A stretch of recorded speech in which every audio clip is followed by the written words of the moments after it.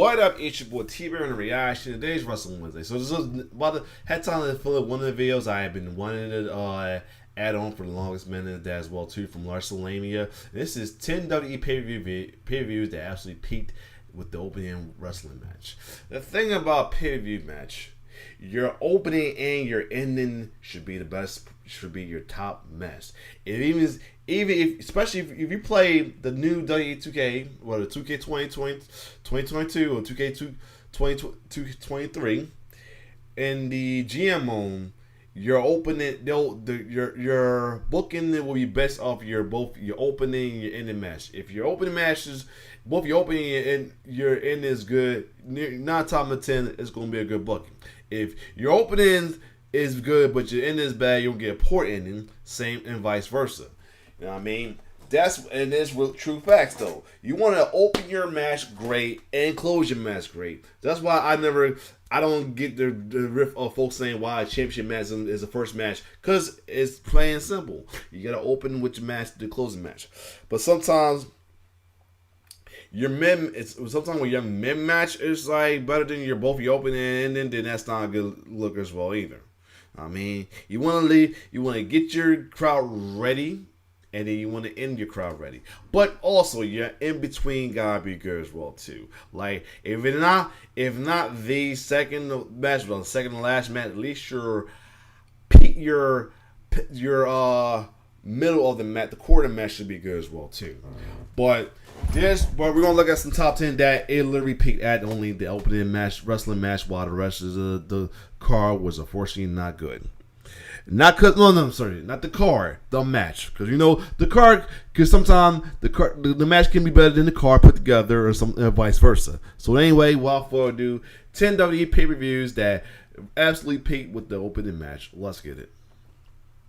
The opening match of a WWE Premium Live event should get the event off to a hot start. This match should traditionally be fast-paced and a warm introduction to what should be an exciting, thrilling and satisfying show for viewers. However, WWE have had a habit throughout their decorated history of putting the show stealer on first. The talents who have gone first have put on a classic matchup, and as a consequence, everything that comes after the opening match has paled in comparison.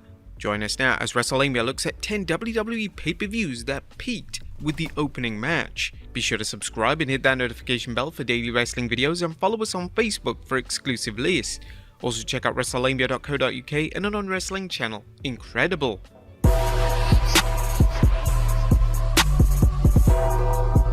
Number 10, Hell in a Cell 2020. Upon turning heel in the summer of 2020, Roman Reigns' first opponent would be his cousin Jey Uso. On paper, the idea of Jey being a viable threat to Reigns and his Universal title seemed questionable, but WWE executed the storyline to perfection. The payoff to the storyline was a Hell in a Cell showdown, and the two men put on a classic matchup. The match was storyline driven, and it was simple. Yeah, the thing about it though, it was first I'm glad they posted this again in Corolo. Hopefully it goes away.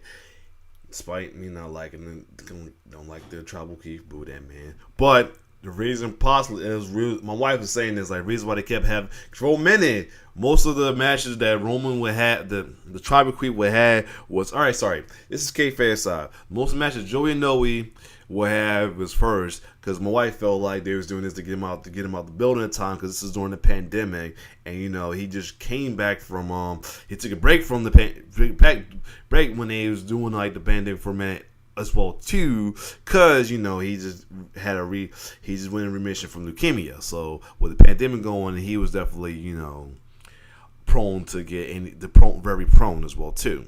That's why it was a little, he was the Twilight Queen at the time as well, a little scared that he had COVID around the day one pay-per-view as well too. But thank God, despite his current character outside kayfabe side, I don't want anything to happen to a wrestler outside the character as well too. Even the Tribal Queen, I don't want the bad happening to Joey Noe real life, but still. A lot of folks, but my wife felt like that was the reason why a lot of his matches was open as well too, because it gets to get him out the way, to get him out in safety from the from everything else. Until stuff start opening up, that's why he's able to start closing matches now. Simply a work of art. It was WWE at its very best. And the crazy thing was, the match took place in front of 0 fans, as this was during the COVID-19 pandemic. The match was also an appropriate use of the Hell in a Cell structure, as the confines of the cell helped sell the emotional torment that both wrestlers were going through. The match would steal the entire pay-per-view, and whilst the other Hell in a Cell matches on the card such as Bayley vs Sasha Banks and Orton vs Drew McIntyre were good, they failed to match the impact of what Reigns and Uso delivered inside Satan's structure. Number 9, Survivor Series 2013. The 2013 edition of Survivor Series event was a massive disappointment. The main event of the show featured Randy Orton defending the title against The Big Show. This match would be a total waste of time, as nobody was interested in the match and the match quality wasn't reflective of a pay-per-view main event slot. The highlight of the entire event came with the opening match, as WWE presented a traditional Survivor Series match which showcased how special of a wrestler Roman Reigns would go on to become. The Shield would team with the Real Americans to take on the All-Star team. Oh yeah, the Brotherhoods. That was the Brotherhood right here. All right, this is when the Shield was heels. But and ironically, what's this kind of low key back to back Roman versus Jey Uso. Usos, Rey Mysterio, Cody Rhodes, and Goldust. The finish would see Reigns win the match for his team as a sole survivor. And this was one time when they was feud with Cody and Goldust. Clear indication that WWE, specifically Vince McMahon, saw Reigns as the next big thing, even back in 2013. The match was a hell of a ride and an incredibly entertaining 23 minutes. The fans loved the action, and it was a shame that the rest of the pay-per-view couldn't match the quality on display by 10 of the aforementioned talents. Number 8, TLC 2014. In 2014, WWE attempted to do something new and unique with the TLC pay-per-view event. Tables, ladders, and chairs would become tables, ladders, chairs, and stairs. Oh yeah. Whilst WWE trying something fresh was appreciated, the new concept simply didn't work, as their stairs between the Big Show and Eric Rowan was one of the worst matches of 2014. The rest of the pay-per-view wasn't much better, and it certainly didn't help that there was no WWE title match, as reigning champion Brock Lesnar wasn't even scheduled. Yeah. This is shit. Yeah, this the shit we was going through for a minute though, right? This was the shit we was going through right here. This bullshit here. Cause of this fucker here that holding the belt hostage. That's why I don't care. I don't get why folks like that shit. Oh, cause you want to survive the territory. Okay, maybe we want. So the fuck what? So the fuck okay, but this was so fucking annoying right now. And that's why I don't like right now with Try Quick doing it right now. But I digress. Thank God for Hunter bringing up the new World Heavyweight Championship belt, because we damn sure we're not gonna deal with this bullshit again. But anyway, we were, unfortunately, for the event. Nevertheless, the opening match of the pay-per-view was a match of the year contender, as Dolph Ziggler collided with the late great Luke Harper. Ziggler and Harper faced off in a ladder match for the IC title, and the match was critically acclaimed by fans. This was a good match, though. The match had some tremendous high-risk spots, and the much larger Harper seemed to think he was a cruiserweight in the match with some of the aerial maneuvers he was able to execute. Yeah. That was interesting that they had him like performing, wrestling a lot of like cruiserweight like matches. Great Harper was as an in-ring talent, and some WWE fans may argue that this specific match was Harper's finest work during his time in WWE. Number 7, WrestleMania 10. Now, there have been some unbelievable opening matches that have opened WrestleMania, but the opening contest of WrestleMania 10 was truly a match for the ages.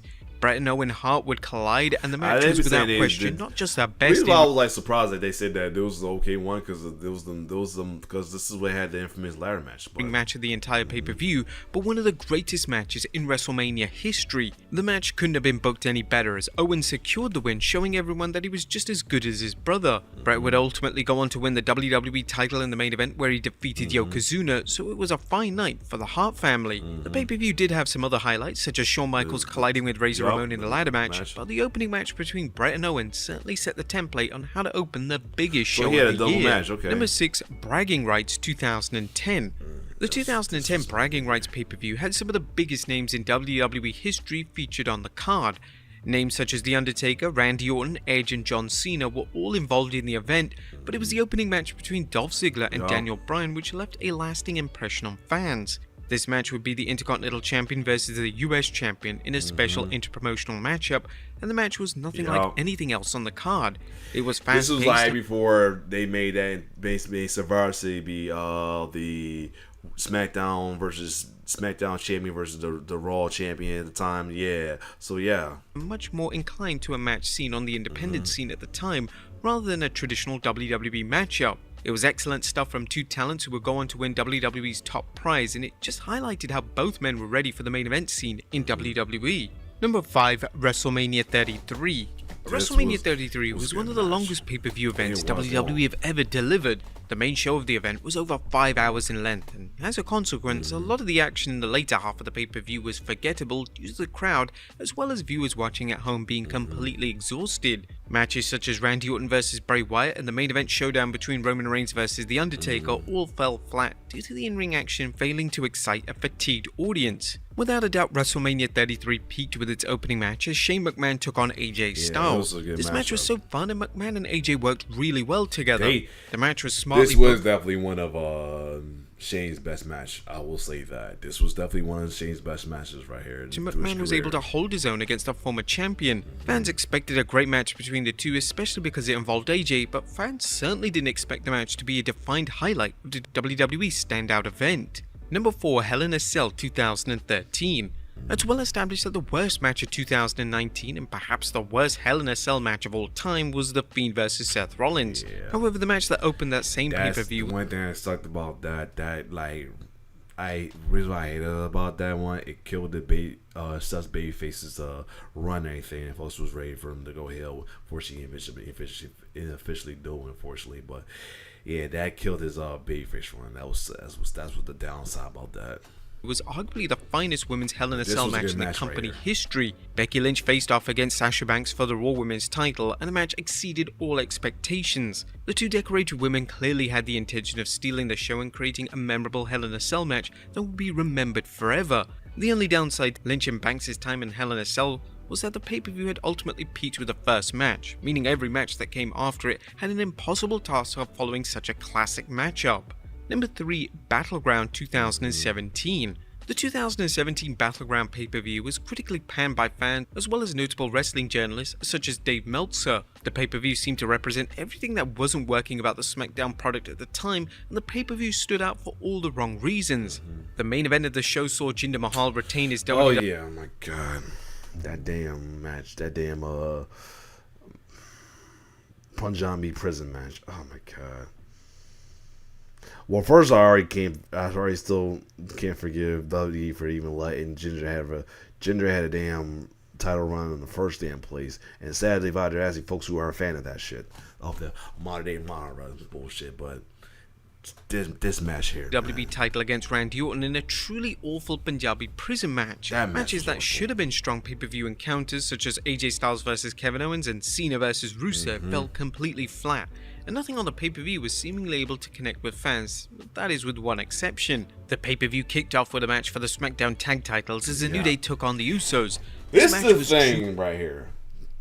The Usos and New Day always put on a banger against each other. No matter who they used, they always put a banger against each other. No matter what, man. I feel like they're going to have another match. I feel like may have another match down the line.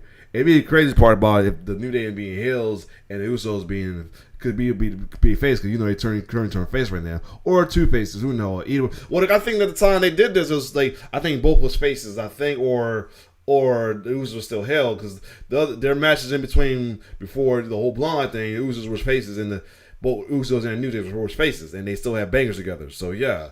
That's the thing about it.